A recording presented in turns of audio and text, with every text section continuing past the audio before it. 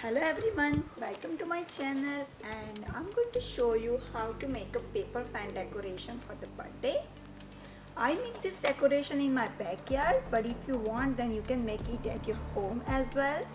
I used here double side tape and also the simple clear tape, but if you are making it at your home on the drape then you can use the safety pin as well.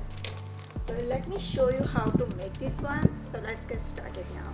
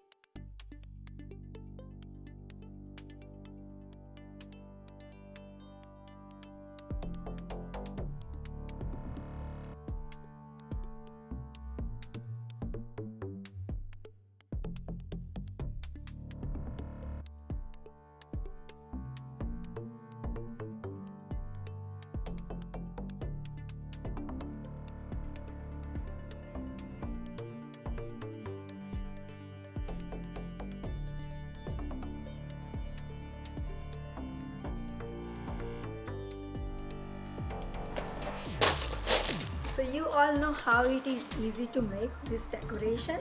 It is very inexpensive, easy, quick, and if in case in the summer you get a rain on the birthday party, then you do not have to worry about it because it's very inexpensive as well.